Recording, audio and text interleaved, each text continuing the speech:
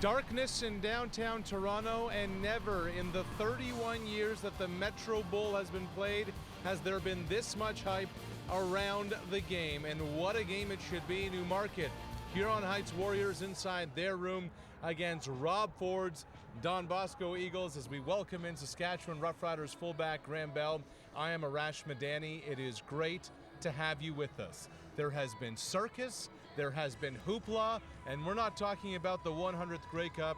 We are talking about some high school kids because of all the attention that their coach brings to this program. You know, and it's something else because truthfully, it's about the kids at this point. They've worked hard, and both teams didn't have this as their goal at the start of the year. So for the circus to be around one person, and the coach, you know, we talked to him beforehand, and he said, I can't keep it away from these players. I gotta tell them, and I gotta instruct them. But let's think about it. First time for both teams under the dome. That's big. That's exciting. And so they have all that stimulus already, and for this to be the stimulus people are focusing on, it comes down to both teams of really focusing on the game today at hand and not the personal lives of other people. We're going to talk about the Eagles. We're going to talk about Rob Ford for quite a bit, but we have to be fair here, and I want to talk about the Newmarket Huron Heights Warriors first, Graham. When we spoke with Al Rover, their head coach, he said, look, at the start of the year, our goal was just to get back to the York Region Championships for the 9th consecutive year. But somewhere in the middle of the season, things began to change. We'll get to that crossroads moment first, but it's how they got there, because this came because of preparation and everything they did in the summer and early part of the fall. You're starting to see this in young football teams and actually other sports as well. They're starting to go year round. These guys started their training camp early, and they hosted a playoff or a preseason football game just to get their players some experience going into the season. September, they had a controlled scrimmage against these Don Bosco Eagles. They had a training camp in Huntsville, also another exhibition game in Hamilton. And like we just saw in the previous game with the Western Bowl winners, they don't run this new spread pro-style offense. They go old school. Al Rover likes the triple V offense with counters and double options. When you have the personnel and they have some great running backs, the Warriors, you can do that. And we just saw in the previous game, Jadon Goche, he ran with these double tight ends. And it's something that defenses have a tough time stopping with double formations because you're going to run the ball down their throat. These guys have a lot of variety off it. They have counters, and they also have options from it because they're an athletic team. They got a lot of speed, so it's going to be a real highlight for the Don Boscos to be able to stop this if they can tonight. 9 fifth-year players for Newmarket's Huron Heights Warriors. They come into this game at 9-0. Meanwhile, Don Bosco, what a difference in programs, not just because one's from Toronto and one's from Newmarket, but you're talking about some different kids who've been through a lot along the way. And Rob Ford told us before the game, Graham, our goal was just to get to the playoffs.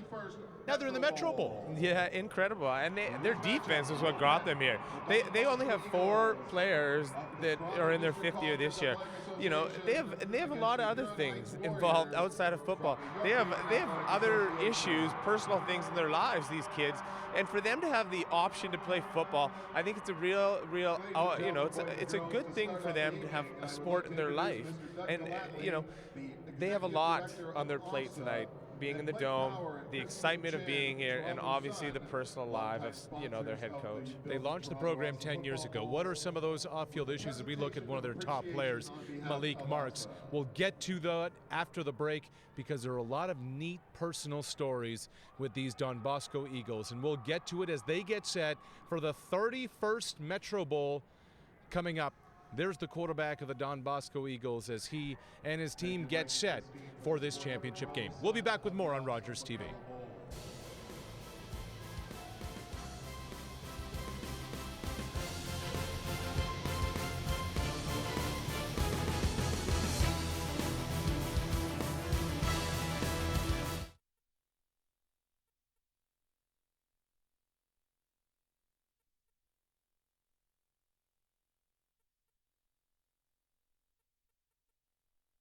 We believe that where you watch TV should be up to you. With Rogers Anyplace TV, you can watch more TV shows right on your smartphone. Whether it's kids programs, exclusive content, live sports, or primetime shows, Rogers Anyplace TV gives you up to 45 live and on-demand channels right on your smartphone, leaving the choice of where to watch TV entirely up to you. Download the Rogers Anyplace TV mobile apps from your app store and start watching today. Want to get more from the game you love? Up-to-minute stats and scores, plus highlights and more. Anywhere, anytime on your mobile device. OHLonthego.com, where the game never stops. The number one thing has to do with education and a balance of priorities. Sometimes football or sport in general gets to be such a big business that things get a little bit clouded sometimes in terms of what a student athlete's priorities are. In Canada, I don't think there's ever been a gray area. Regardless of what you end up doing long term, it's all about time management. Being a student athlete in university teaches you that early on. OUA student athletes, champions of academics and athletics, champions for life.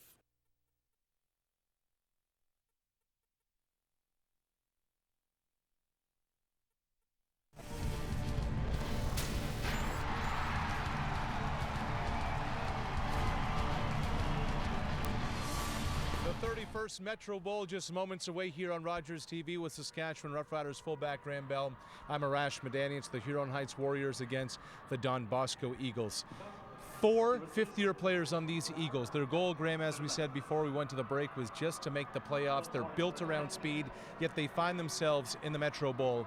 There's so many distractions with Rob Ford. There's no question, especially with what's gone on the last 24 hours. He's always told his players, hey, don't let the outside stuff affect you. Come focus on your football. These kids have been through a lot. Mayor Ford was telling us, Graham, these kids have been shot at. Some of them have been in jail. Some of them have had to deal with living in government housing. Broken homes. The list goes on. And for them to have the opportunity as football as an outlet out of life, because in football you learn a lot of characteristics, a lot of things that are going to, push you through life, and things you can, the foundation of things you can push through life. This is an opportunity for them to become student athletes. All right, let's go now to our third member of our team, field level, Adrienne South. We saw you this morning. Now we see you again this evening, Adrienne. What's up? All right, thanks, guys. The level of excitement is very high down here on the field. I watched both these teams warming up. They were both very full of energy. The Eagles were very regimented and noticeably louder. And I spoke to both the coaches and head coach Rob Ford. He told me that he's very proud of these young players and that they need to play a disciplined game. And that's what they need to do for the Eagles to get the win. And talking to head coach Al Rover of the Warriors, he told me that this is the first time that the team will be playing in a major championship together, and it is their chance to create a legacy. So it should be a very great game. And now I'll send things back to Arash. Adrienne, thank you so much. It was 6 years ago that the Warriors were in this Metro Bowl, but none of these players have experienced that before. We're going to send it upstairs real quick. What do you expect right now from a team with so much speed and athleticism as the Eagles, as the discipline of the Warriors? I'm thinking there's going to be some reserve. The players are going to be nervous coming in here. I expect the first quarter to be a warm-up for the big game to follow. A feeling out process, perhaps, Dana McKeel, as we head upstairs to the rest of our crew calling the game? And thanks very much, Arash, as we've got the panel on board here for the commentary tonight, and we're looking at a high-octane offense between these two squads. 35 points per game. Both teams averaged that throughout the course of the season. Well, especially if we talk about Don Bosco. Don Bosco has got a really big offensive line and speedy backs that run behind it. That's really what makes their offense tick. Tommy? The Huron Heights team is based around their option offense. With Caleb Scott, one of the top quarterbacks in the province, he runs that high-octane offense to the T. And you've got Mike Busey, the big center, 6'3", 285, anchors that great offensive line. And looking at the defense as well, strong defenses on both squads. We're looking at Huron Heights with Max Burns, the linebacker. High praise for this young fellow, and he's had an awful lot of offers from CIS and NCAA schools. Oh, he has an opportunity to flow sideline because he's got that big nose tackle, number 50, Devin Baker Francis, 6 feet, 385. He controls the middle of the line out of the 30 front, and he just makes plays behind there. They take up all the offensive linemen of the opposing team, and he just gets a chance to flow and make plays. Also looking at Mike Buss, the center, benches over 400 pounds, squats over 600. He suffered an injury in the York Region semifinal, but he plays with so much heart and determination. Your thoughts on his play? Looking at Dan, your thoughts on his on his play before we go to Malik Marks. Well, you know, one thing with Huron Heights is that they're a well-balanced team. Their offense scores lots of points with their option offense, and their defense has been really strong all year. In fact, it's been the best defense pretty well in the York region, and so that's what they rely on, on having a balanced attack and balanced defense. Let's talk about Malik Marks, who you see in your screen, the quarterback. He can play wide receiver, defensive back. He's a punt returner. He's also played in the OVFL with the Etobicoke Eagles and the Brampton Bulldogs and Team Ontario East. Fellas, you're very aware of Malik Marks. Well, Malik Marks is one of those kids that he doesn't do anything really well. He just does everything. He can scramble when he has to. He can make a pass when he has to. He's not the prettiest passer out there, but he completes passes and he makes plays happen. That's what's really special about this boy. As we just got the note now that Don Bosco will kick to Huron Heights. Tommy, your thoughts on special teams? Huron Heights has been phenomenal all season long. Oh, it's a big part of their game. They really practice it a lot in practice. They set things up. They've got a great returns set up on kickoff, on punt return, punt team. You know, a big part of their game is special teams, and it's so important in the Canadian game. You know, if you don't practice it, you won't have an opportunity to do well in a game, and they do it well, and they practice a lot, and that's why, you know, the results show for themselves. Newmarket Huron Heights coming in with 6 York Region League titles from 1981, 2005 to 2008, and 2012. And if you remember that era of 2005, 2008, Dan, you were here for that as well. The era of Jamal Mayers, Ezra Millington, and Tanner Forsyth. Hot lineup. Here's the return for Huron Heights as they bring it out to the 35. It'll be 1st and 10 for the Huron Heights. Let's take a look at the Huron Heights offense. Oh, Caleb Scott, you saw him return the ball, and he's a multifaceted quarterback. He can run with the ball, he can throw with the ball, and he plays defensive back. Looking at Derek Pasandia as well, and taking a look at Caleb Scott doing a great job in running an offense. Good look at Caleb Scott. He's a key. How this offense goes based on him. He's a great ball handler.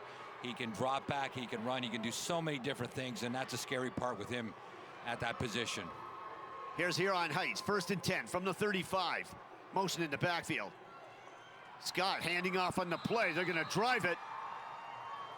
Get about a yard on the play. Let's take a look at the Don Bosco defense. Well, Don Bosco's defense is really anchored by Clinton Leonard, a big 260-pounder that sits right in the middle. And then they try to use speed on the outside. They have two stand-up defensive ends in Tyrone Miller and Nico Hamilton that also play in the backfield. So they try to get you with speed and big, heavy guys in the middle. And many of those fellas going both ways, offensively and defensively, as the Huron Heights Warriors will again run the ball just over the 40-yard line. Oh, the key of this game is how the Don Bosco Eagles defense plays against the Huron Heights offense. Huron Heights offense has run roughshod over everybody they've played this year. They beat a really good Don Wilson team last week in the Metro Bowl semifinals, and that's going to be the key, the power game of Huron Heights versus the quickness and speed and athleticism of the Don Bosco Eagles defense. Huron Heights electing to go with the kick. Here's the punt, and this one's going to go out of bounds at the 53-yard line. Not a good kick at all, and it gives Don Bosco Eagles very good field position. This is an area that Don Bosco might actually have a bit of an advantage in it, that the punter and kicker for Don Bosco, Sergio Meza, is an outstanding kicker. Let's take a look at the Don Bosco offense as we line them up, and here's an offensive line that averages over 300 pounds per man. Well, we've said this before. They have a huge offensive line, and behind that they have speedy backs. You don't know whether Miller's going to carry the ball, Tyrone Miller. You don't know whether Malik Marks, or you don't know Nico Hamilton. 1st and 10 for the Don Bosco Eagles. They hand off. Tyrone Miller. And Miller's got about 4 yards on the carry. Let's take a look at the Huron Heights defense. Boy, it's anchored by their big nose tackle, number 50, Devin Baker Francis. and he's just a mountain of a man in there. And the linebackers in behind, led by Brian's number 7, Adams number 9, they get a chance to flow and make plays. And the key today is how that offensive line of Don Bosco handles those big defensive linemen and gets up to that second level and makes those blocks on those linebackers to negate their pursuit. 2nd and 5 from the 49. Here's Don Bosco. They like to run the ball again. They're going to go sideways on the play. Now, that time they lined up in their diamond formation. You saw they had the quarterback and then 3 backs behind him in a diamond formation. And quite often out of that formation, what happens, Malik Marks just keeps the ball, tries to get around the end. A great job by number 90, Connor Smith, the left defensive end. Got blocked, stepped inside, and he's quick enough to come back around and make the tackle on a very quick number 3 Malik, and that's a key. He's another one of the keys on the Huron Heights defense. Malik Marks at 6'1", 170 pounds, quarterbacking this squad. 3rd and 1 from the 45. I formation.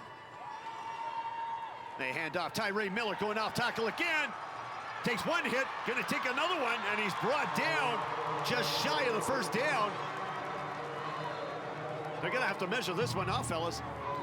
Now, this is gonna be interesting. I think he got the 1st down, but we've got a penalty flag, and we haven't talked about this too much, but one of the keys for Don Bosco is, can they stay focused? They're one of the most penalized teams in the province, and when they stay focused and they stay away from penalties, they have an excellent chance of winning a football game.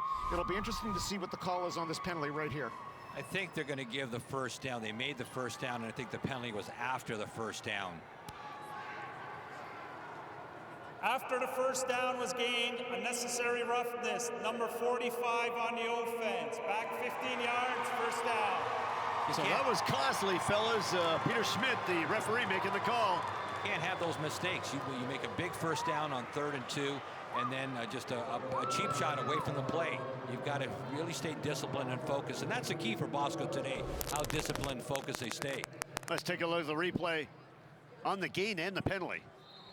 Well, this is just Tyree Miller going off tackle, bumping it outside, picking up enough yardage, but afterwards you can just see, we don't really see it there, but like I said, the key to the game is, can they stay away from penalties? That should be a live ball. That's a live ball. They threw it behind the receiver.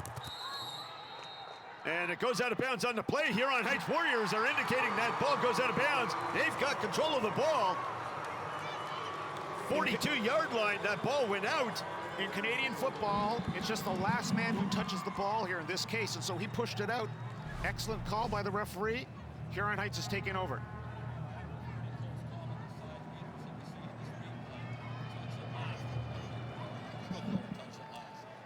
The pass was intended for Lennox Adinkra. And the Huron Heights Warriors have got excellent field position. It's 1st and 10 from the 42. Certainly the Don Bosco player touched it last, but he might have been out of bounds when he touched it. Here's Huron Heights Warriors into I formation. Caleb Scott. He's going to keep it himself. He's got the option, and he's looks to go out of bounds. And let's go down to Craig on the sidelines. Go ahead, Craig.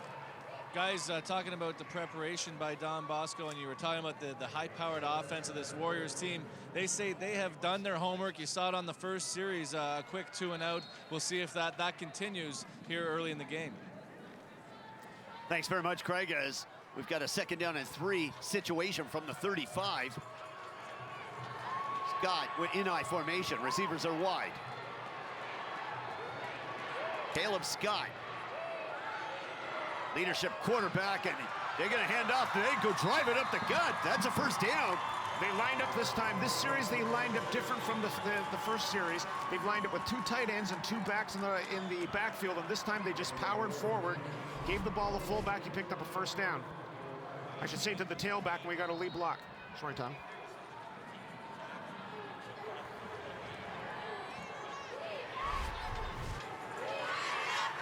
Derek Bassani, a very big player in the lineup for the Newmarket Huron Heights Warriors. There again, they're in I formation. They hand off, go off tackle. Again, and Bassani brings it down to the 7-yard line. This is going to be a key all game for Don Bosco, whether they can stop the off tackle. They have two big linemen in the interior, but they play their defensive ends with two running backs. We talked about before, Tyrone Miller and Nico Hamilton. They're not very big. They rely on quickness. If Huron Heights can just blast them out of there with big bodies, it could be a long day for Huron, I should say, for Don Bosco.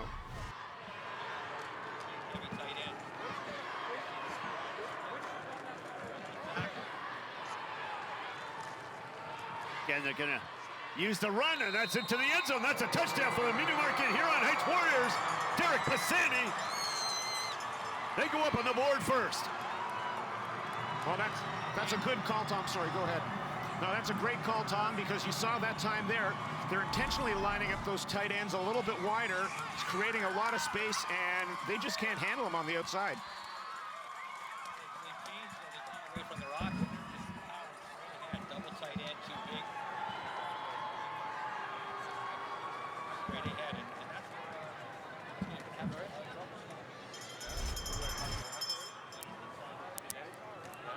One of the big differences is going to be is that if they start bringing, if they keep on running up the middle and they keep on trying to pound it up, what's going to happen is Don Bosco is going to creep up. They're going to creep up. But the one thing we know is that Caleb Scott can throw the ball. I mean, they can air it if they have to, and they'll go over top of them if they get too close to the line of scrimmage. Another look at Derek Pisani as he goes into the end zone. Newmarket Huron Heights Warriors last appeared in a Metro Bowl, and that was back in 2007 against St. Michael's College. Kerry Blues losing 16-14. They've had a history here in the Metro Bowl over the past several years, but they've never been able to get the big one, and this could be a prime year for them.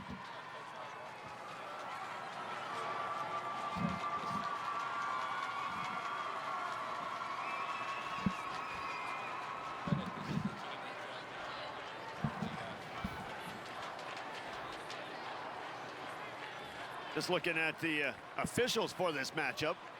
Peter Schmidt, the referee, the umpire Pat McCafferty, the back umpire Jake Haynes, the back judge Rick Rumney, the head linesman Darren Cochran, and the line judge Jerry Oram. Again, we only go with the best here on Rogers TV.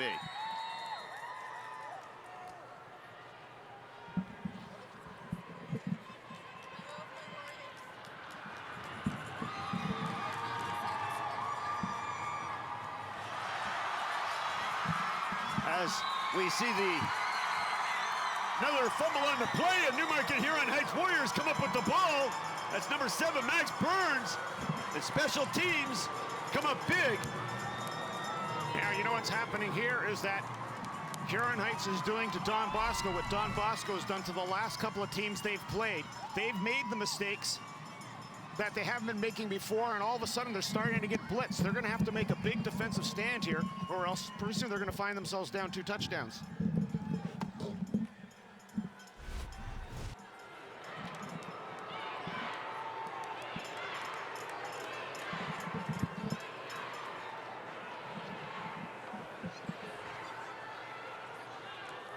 Say hand off. Pisani's got the ball. He brings it down to the 25-yard line. He's struggling. He's got it down to the 20. Derek Pisani for the Newmarket Huron Heights Warriors. Now that was interesting. That time they lined up again with double tight ends, but they went to the single back and they ran, which was typically you call your flex bone offense. But that time they little ran a counter. You saw they pulled the backside guard and the backside tackle.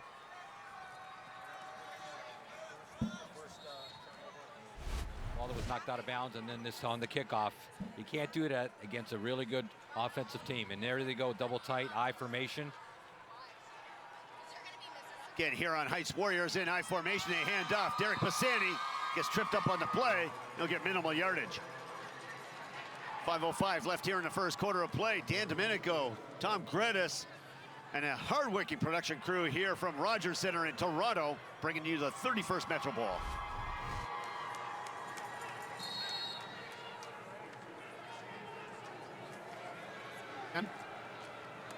And he's been picking up big yards every time he touches it. A great job by the inside backer, Jelani Campbell, number 55, that took on the fullback and made the tackle. Just an outstanding play. Huron Heights Warriors are looking to pitch out on the play. They've got it down to the 10-yard line. You're going to have encroachment this time by Don Bosco. They lined up in the neutral zone, so this is for sure going to be a penalty against them. Oh, the penalties are starting to creep in against Bosco, and you can't have that against a well-disciplined offensive team like Huron Heights. Another look at Derek Pisani as he picks up the yardage. That was a great shot right there of their triple option. They fake the handoff in the inside. The quarterback can keep the ball, or as he did there, he pitched it out. Very tough. Offside on the defense. Penalty is declined. First down. Very tough offensive unit for the Newmarket Huron Heights Warriors. Caleb Scott, who runs the 40 of 4.65, York Region MVP in 2012. He rushed for nearly 1,000 yards this season, throwing for 14 TDs this season. Certainly proving as he hands off. Huron Heights Warriors going into the end zone. Put up another 6 on the board. Same play as before. That was the counter. They pull the backside guard and tackle. This time, Pisani just found the hole. Easy touchdown. It's going to be tough for Don Bosco taking these type of penalties, turnovers, and giving Huron Heights really good field position. They've got to be really careful. This game can get out of hand very quickly. And what Huron Heights now has gone just a straight power game. Inside the tackles, leads, counter, everything's inside now. They brought in 2 big tight ends, and they're just powering in. And what's happening is Don Bosco is committing a lot of players to the outside and not protecting the inside as well as they can. You have to make a correction there. That was Kyle Lasota, but he ran the same play before that we talked about, that little counter. And what Tom just mentioned is absolutely correct, is that they cannot afford, Don Bosco cannot afford to take penalties here, because Huron Heights is just going to wear you down with their power game right now. So they must take advantage of when they make a good stop on first down. They can't give it away by taking some unnecessary penalty on second. Kyle Lasota taking it into the end zone as we take another look on the replay. Good acceleration going through the hole. And Luke Grease coming up with the convert on the play. Well, you saw that time they used Pisani that time as a wing back and used him as a fake as he came around the end, and they sometimes toss it out to him on an option or on a toss. And the thing that you see, that they've got a big athletic offensive line here on Heights, and they just move together, and it was just one wall where if they don't get the penetration, Bosco, and they get caught in behind that line, they just get a great push, and the running backs just follow in behind, and they're walking in the end zone. 14-0 for the Newmarket Huron Heights Warriors here in the first quarter of play. 4:15 left. So we take a look at the Don Bosco Eagles, and they're going to have to rebound in a big way if they want to keep this within reach. Well, it's really early in the game, but you have to almost say that their offense has to come up with a bit of a drive here, because quite frankly, their defense has been on the field for almost the entire game. Davon Love, kick returner for the Don Bosco Eagles. Here's the Huron Heights Warriors on the kick. The return will come from the 20-yard line. And here's Love. He's got good speed. Brings it out to the 40, and they're going to drive him back. He just ran into a wall. Oh, he has to keep 2 hands on the ball. Ball security. The previous play, he fumbled. This time, same thing. He's got to, when he gets into a crowd, get 2 hands so they don't strip it away. Davon Love going down on his knees. And I think he just had the wind knocked out of him. Fellas, you're looking at the Huron Heights Warriors, who coming off a Whitby Donald Wilson win. Beat the defending champions 40-3. They also won the York Region title with an 18-13 victory over King City. Another look at Davon Love on the return. Oh, that's their big nemesis, King City. They had lost them 3 previous years in the championship game, and King City went on and played in the Metro Bowl a couple years ago. So it's really important for Bosco to, get the momentum back that they've lost. And Huron Heights is, just going to keep at Adam power the ball, and they've got to be really careful that this game doesn't get out of hand in a hurry. Still got player down on the field. Last year, the Donald Wilson Gators captured the 2011 title with a 21-14 overtime victory over St. Andrews College from Aurora. That was an exciting victory. Take a look at head coach Rob Ford on the sidelines. Don Bosco's had a very successful season this year, leading up to this 31st Metro Bowl, the Rose Bowl of them all here at the Rogers Center. when we see Davon walking off, he was just holding the ball a little bit high, so he's exposing a little bit too much of his body when he got hit, and that's why usually that if you're not low and you've got a defensive team coming down at your full speed, you're going to get whacked pretty good. Don Bosco's very first appearance here ever in the Metro Bowl. At a semifinal victory over St. Andrews College, 27-11. Also defeated the Northern Red Knights. That's your school, fellas. 31-0. Thank you very much, Dana. Toronto Catholic nice Public Final. Sorry, we brought you up here in the broadcast booth. Love to see you down on the sidelines. Look out. We got Don Bosco going to break it wide open. This is a good run by Nico Hamilton, and we knew we got to keep an eye on him. He'll break it open, and he brings it down to the 40-yard line. The Huron Heights Warriors. Oh, it's really important that Bosco puts a drive together, keeps their defense off the field, and really puts pressure on the Huron Heights defense. They have the ability and they have the talent to move the ball. They just got to be consistent, stay away from silly penalties. Caleb Scott on the tackle. 1st and 10 from the 41 for the Eagles. Two receivers on the right side. They're going to run with the ball, and they're going to trip them up. That's behind the line of scrimmage. Nowhere to go, nowhere to hide on that play. Oh, number 90, their left defensive end, Connor Smith. He's a York Region All-Star, and you try to run at him, you know, he just blows everything up and comes off and forces number 1 to come back inside, and the rest of the Huron Heights defense make the tackle. So, you know, if it was Don Bosco, got to run away from number 90 because he's a player. This is a tough situation right now for Don Bosco because they're not really a throwing team, and I don't think they're going to be able to run up the middle against this defense for 15 yards, so they either have to go wide or try to lob one up. And go with shotgun, and here's the run for the Don Bosco Eagles. And the ball's loose. There's a fumble on the play, and the Huron Heights Warriors come up with it. Well, Nico, that time we saw that was, that was Lennox Adrinko, okay, for Don Bosco. Tried to run the jet sweep, and there was nowhere to go. And again, they just stripped him of the ball, and Huron Heights has got another drive going. Another outstanding play by number 90, Connor Smith. He got upfield on this jet sweep, and look at him, number 6 comes in for Huron Heights, Luke Chiraco, and strips the ball away and recovers his own. And they're a ball hawking team. They get in there. If the first guy makes a tackle, the second guy comes in, second defender, and tries to strip a ball. They've done that twice now. Chiraco at 180 pounds, a 6-foot linebacker in his grade 12 year. This is his graduating year. He wants to go out on a big bang. Here's Huron Heights. Offense operates in high octane, and they look to pitch it out on the option, and they'll run it outside. A long run for short gain. Well, you know, I don't think you're going to see. I don't think you're seeing Huron Heights line up without having the 2 tight ends now for the rest of the game. It's been working all game. This time they just ran the option. Here you can see, fake. That's the veer. That's called a veer option. They fake the off tackle. Quarterback can either keep it, or this time he pitches it out. They still picked up 6 yards. 6 yards on first down. On defense, you have to stay really disciplined on the veer option. Everybody's got a responsibility. If somebody takes the wrong person, that could turn into a big gain. High formation for the Warriors. They hand off. They're going to go off tackle on the play. And the ball's loose, but the whistle's been blowing on the play. No, that was a helmet, not the ball, but certainly looked like it. And it looked like the ball. I'm seeing things from up here as Derek Bassani's helmet came rolling away. I was wondering why no one jumped on the ball. The difference that time is their defensive end crashed inside, number 30. And that forced the Huron Heights running back to bounce outside to number 6, Terrell Wisdom, who made the tackle. What's happened before is those ends are getting outside, and then the halfbacks are outside the tight ends. And they're just running inside where the bubble is. And that's where they've had success.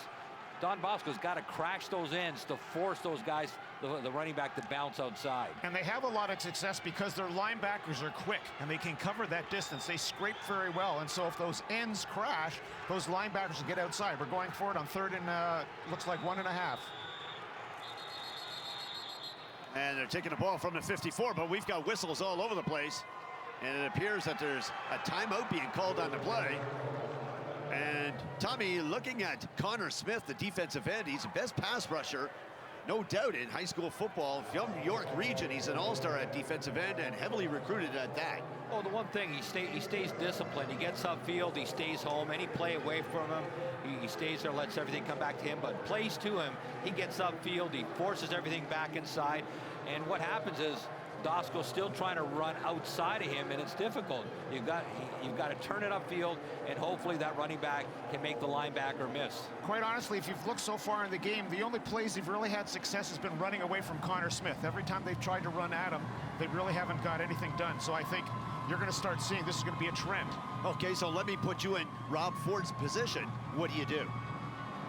Well, I think you're going to have to air it up occasionally now, once or twice. I mean, I think this is what's going to happen right now with Newmarket's Huron Heights, is that they're seeing Don Bosco's creeping up closer and closer to the line, and we know Caleb Scott can throw the ball.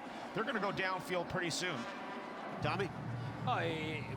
Don Bosco's just got to continue and run the ball and run it away from Connor Smith. And then, you know, once the defensive backs start creeping up, throw the ball downfield with their quick, speedy, athletic receivers. I formation. Caleb Scott in the pocket. He's going to go with the short screen pass, and this is caught. This is quite a run. Got Cody Morrell, and Morrell will bring it down to the 30-yard line. Big gain every time they have the ball. You know, we just said, when you play up close to the line and you're thinking run first, especially on third down, that's a gutsy call, but, a great call. And look at this, short little pass out to the flat. And that's Cody Morrell just, scampered for it for an extra 30 yards. Great play. You're so worried about the run and the play action stepping up, and then that first fullback leaks out and he's wide open, and a great job by Caleb to get him the ball. Lennox Adekra in on the tackle. Here's the Huron Heights Warriors again in I formation. Double tight end. Scott's going to take it himself for about 3 yards on the carry. There's that veer option quarterback keeper where he steps back, and then the fullback and tailback lead up, and he's so quick and athletic that, he can break it very quickly. Picks up close to 5 yards in the play and sets up 2nd and 5. Well, that'll end the first quarter of play, and the score 14-0 for the Newmarket Huron Heights Warriors over the Don Bosco Eagles from Etobicoke. Good look at Heath Weir, a renowned football coach in New York region. Producer, here's Weir's Football Magazine. Oh, he's done a great job at Huron Heights with Al Rover and Johnny Lamb.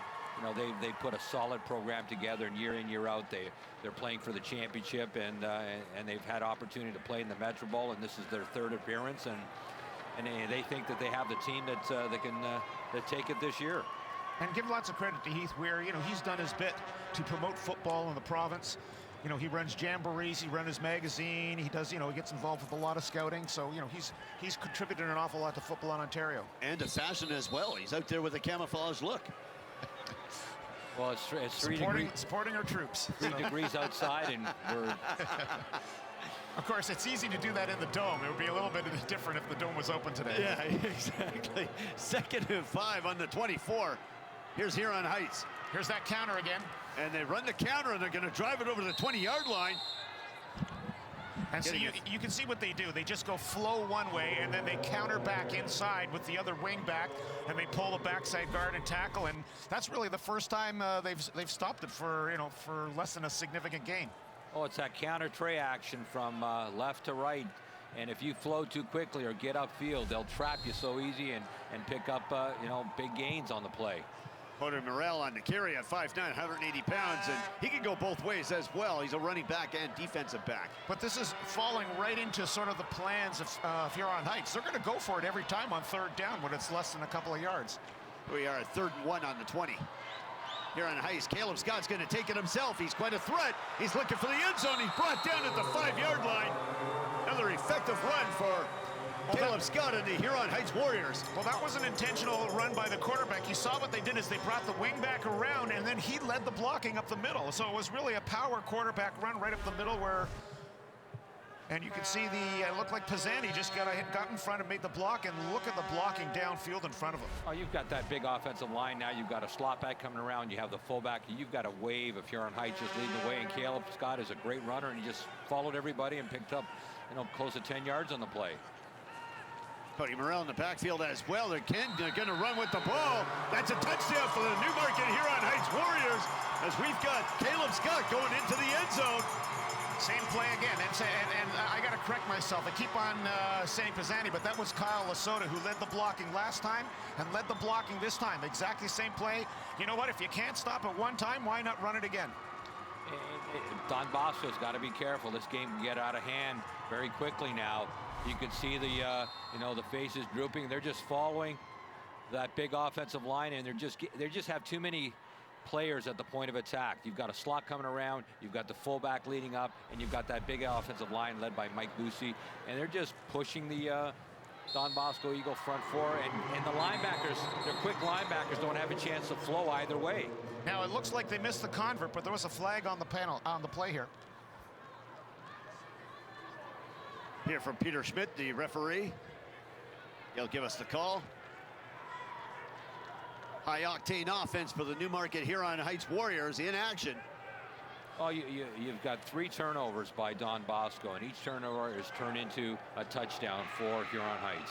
And for a team like Don Bosco, who relies so much on emotion and momentum, this is not really going to help their cause right now. They have to find some way to turn it around. They have to find some way to dig down deep and reverse the trend right now, because they're the type of team that really feeds off of pods of energy, and they're not getting it right now. Unnecessary roughness, number 45 on the defense. 15-yard penalty will be applied on the kickoff. Retry to convert. That's Kwaku Agaman, who was involved in the foul on the play. They'll retake the convert. They've got to keep their composure, Don Bosco. Breeze puts it over. Let's go down to Adrian South on the sidelines. Go ahead, Adrian.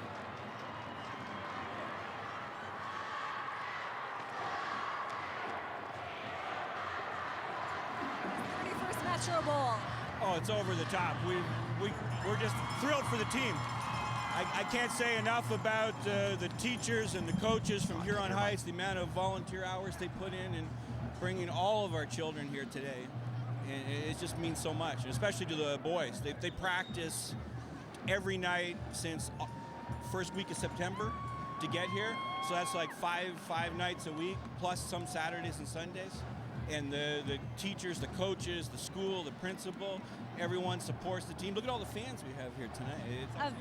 A very great fan base. Now, something interesting you told me is that Skylar's only actually been with the senior team for 3 weeks. He was a junior, called up for the semifinals. What was that like?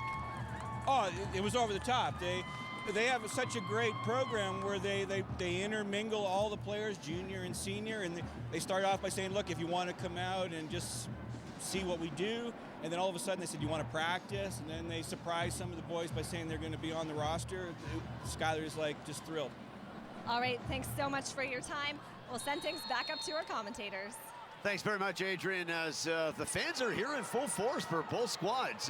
They've come out today in droves to watch some outstanding football over the course of the day, and of course, this being the Rose Bowl of them all, they're coming to watch this Huron Heights Warriors squad take on Don Bosco Eagles, and that was a short kick and no gain on the return. A big hit by number 90, Connor Smith, on that short kickoff, and smart play by Huron Heights. They're kicking off from Don Bosco's 50, short little kickoff. If they recover, great. If they don't, they make the big hit, and now Don Bosco has a long way to go, a long field to try to get back and get a little more, maintain a little more momentum that they obviously don't have right now. A lot of credit that time, though, to Jelani Campbell, who stepped in there and made the play and bounced right up after he got the big hit from Connor Smith. That brings up a 1st and 10 situation from the 37 for the Don Bosco Eagles, who are in I formation. They're going to drive it right up the gut. Run and huge gain as they bring it out over the 50-yard line of the Newmarket Huron Heights Warriors. On the run was Nico Hamilton, and this is a guy that we've talked about pregame. Well, it's interesting. The last couple of games that I've seen Don Bosco play, Terrain Miller is really sort of the feature back, but Nico is the man that's been making a lot of big plays because they've been using Terrain as a decoy, and he's come up some huge plays in the last couple of games, and I think they're going to continue to have to go into this game up the middle like this, but they need the quick hitters. Anything that takes a long time to get outside, Huron Heights has been able to shut down so far. Dynamic duo back there with Tyrone Miller and Nico Hamilton, and they'll get the ball down to the 45-yard line. Again, Nico Hamilton on the carry. Well, they've got to put a drive together. That's the most important thing at this point of the game. They've had a little bit of success running it, but all of a sudden, a fumble, a strip ball, something's happened where it's negated any type of momentum they've tried to gain on offense. Now, if they put a little drive together here and can punch the ball in the end zone, then this game changes a little bit. Now, the other problem they have is that both Terrain and Nico are their two stand-up ends. If they're on the field all the time playing defense, it's going to wear them down for offense. As anybody knows, it's, you seem to be able to keep your energy up if you're moving forward, but when you're continually moving backward on defense, it saps the strength out of you. 2nd and 5 from the 45. Don Bosco Eagles are going to take a break in the action and talk things over. Water comes out on the field. The Don Bosco Eagles have had quite a season, and that started with an exhibition win over Peterborough Crestwood, a 34-14 victory. It's been a long road to happiness as we see many of the fans, euphoric fans, have come down to support both squads. Well, we've talked about Don Bosco before now several times, but in their last 2 games, in the first half, they hardly took any penalties. In fact, against us when they played us, I don't think they took a penalty almost the entire first half. That hasn't been the case so far. We've already seen them take 2 or 3 unnecessary roughnesses. They've been offside a couple of times. Every penalty has really hurt them so far.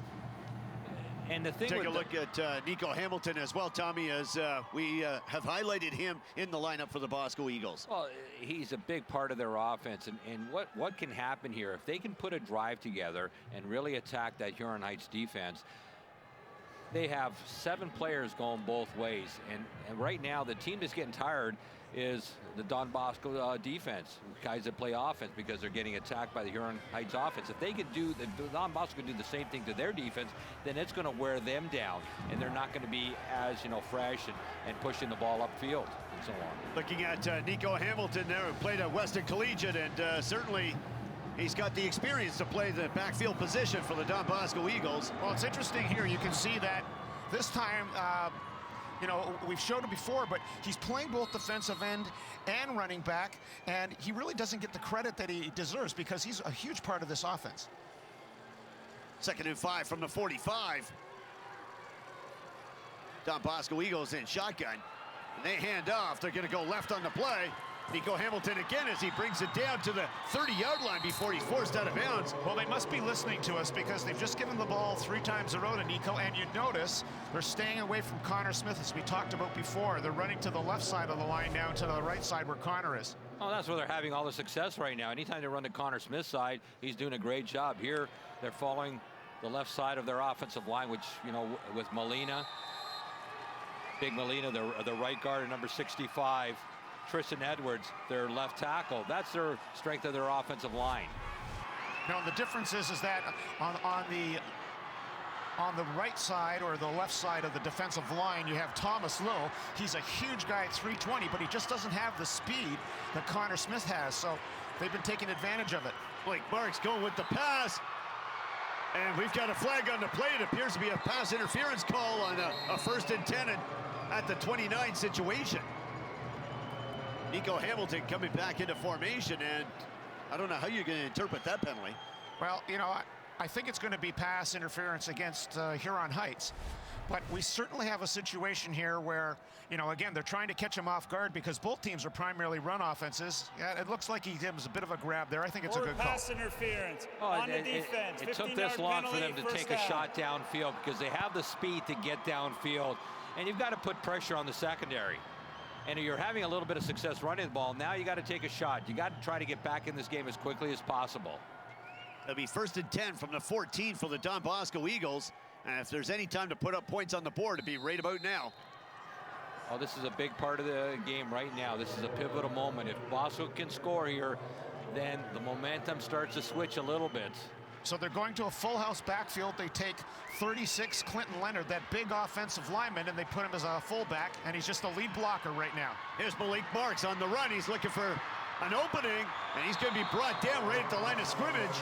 The problem with that is that they put Clinton Leonard back there, but he ran right past Connor Smith. Connor Smith got in, just stretched the play out. They're just not making a lot of yards when they go to the right-hand side. And if Clinton had got a piece of Connor Smith, then Malik Martin could have turned it upfield, but he just went right by him. But looking at Luke Saraco, the linebacker, who's been in on an awful lot of plays here in the first half.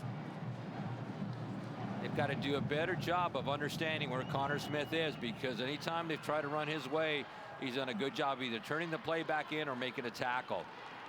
That's an awful lot of love on that defensive line. 2nd and 12 from the 16. Don Bosco going with the pass. Appears to be picked off, and they got the ball. Huron Heights comes up with an interception on the play as Jeff Lamb, the safety, comes up with it. That, unfortunately, was just a little bit too predictable. I mean, they decided to throw up a seam pattern when they know it's going to be 2nd and long. They're already standing back a little bit farther in zone coverage, and you know, this was destined to be picked off. He was never open. Jeff Lamb, the son of John Lamb, the coordinator for the Huron Heights Warriors. So we take another look at it. Oh, it was just too easy for the ball. It was a jump ball, and there's 2 Huron Heights defenders there, and you know, 9 out of 10 times the defender's going to come up with the ball, and it just, you know, you can't have that. You can't just throw the ball up there for the sake of hoping your receiver comes up with the ball, and they've given up a great opportunity to try to get back in this game. Here's the Huron Heights Warriors with the ball on the 20. It's 1st and 10 for the Warriors as they'll run it off tackle on the play. Interesting. 3 yards on the carry. Interesting. That's the first time we've seen them go back to their slots formation since early in the first quarter. So instead of lining up with 2 tight ends, they line up with slots instead, and they still managed to pick up almost 6 yards on first down. Just a quick hitter to the fullback, number 2, Christian DeFreitas, and he just picked up close to 5 yards. And again, you can pick up 5 yards on first down. It just sets up so many other options in your offense. Travell Wisdom on the tackle. 2nd and 3 from the 27. Motion in the backfield. They hand off. Got it down to the 35-yard line as they continue to move the ball. That was Christian DeFreitas again, and he's getting a couple of good looks offensively. Same play, just a backside quick dive, and a couple of Don Bosco defenders just went right by him. If we've seen anything so far from the play calling from Huron Heights is that if a play works, they'll run it again. They've already done this 3 or 4 times in this game. They've come back with the same play over and over again. That's a first down situation for the Huron Heights Warriors. Ball's on the 38. Caleb Scott,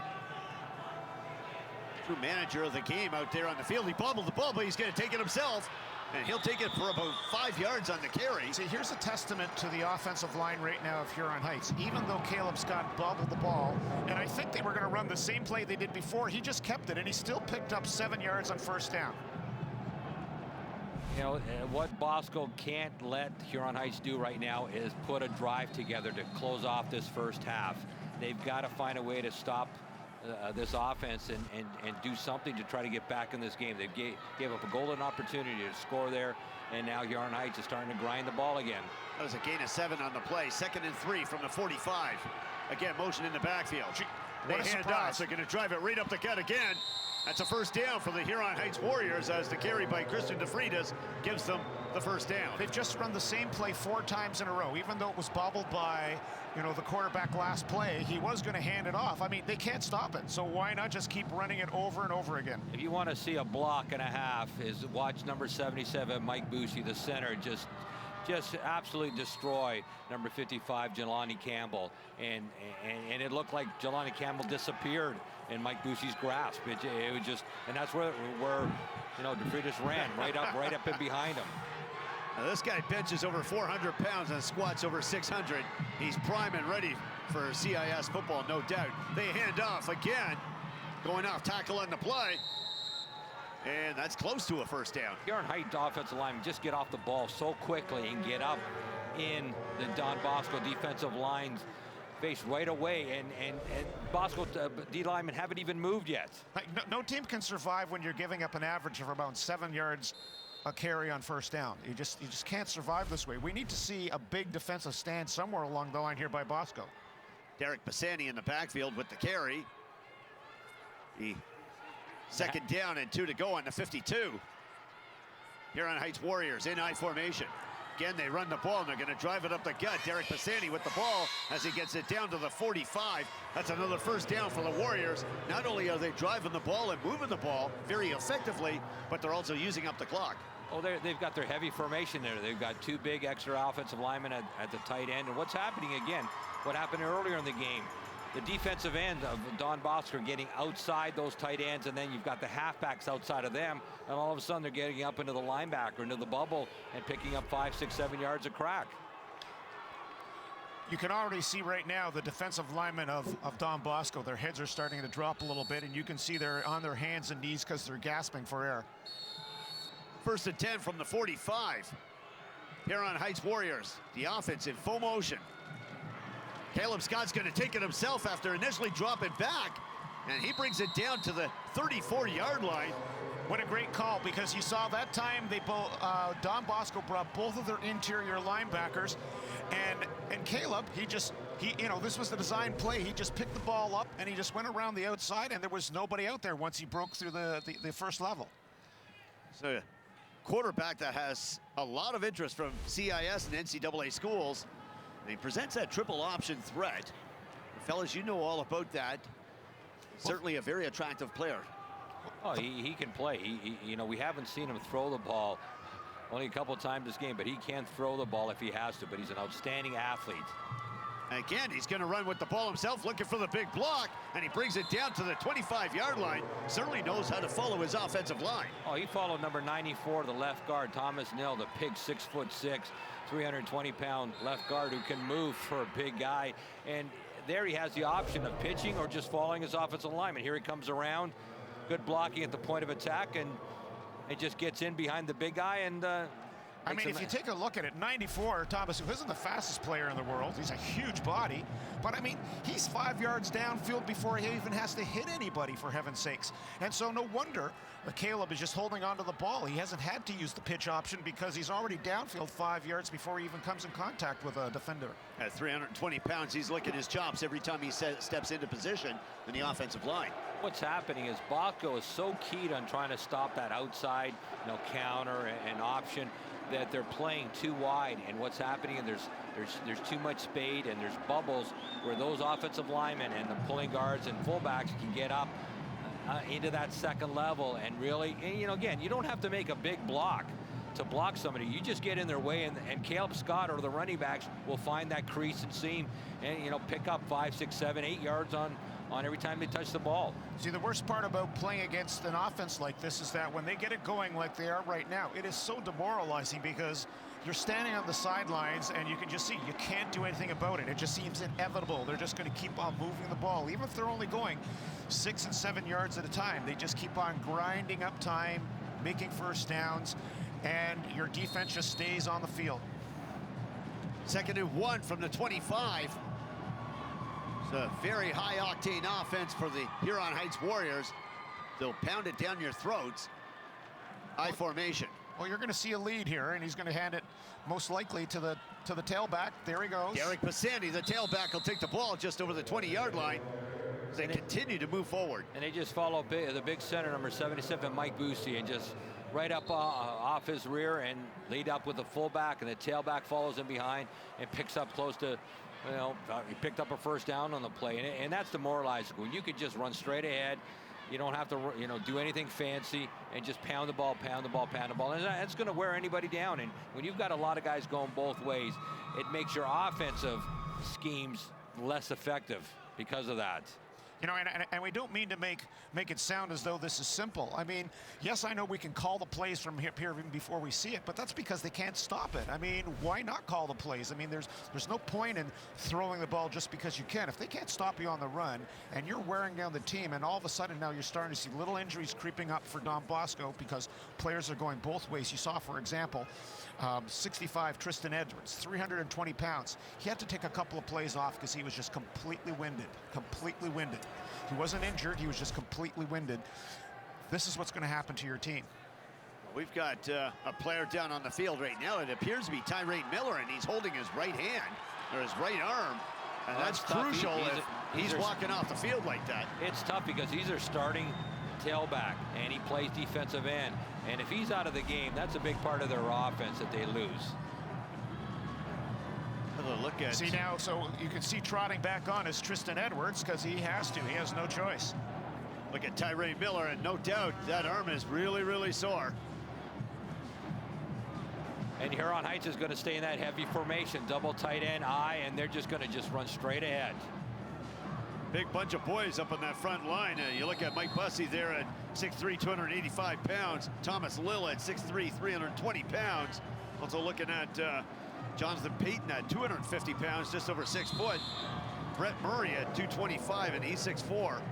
Now, Don't what we're forget seeing, Devin Baker Francis on the defensive line at 6'6", 375 pounds. That's an awful lot of muscle up on that front line and defensive line. Oh, it's a big offensive line, and when they get going and they get a great push,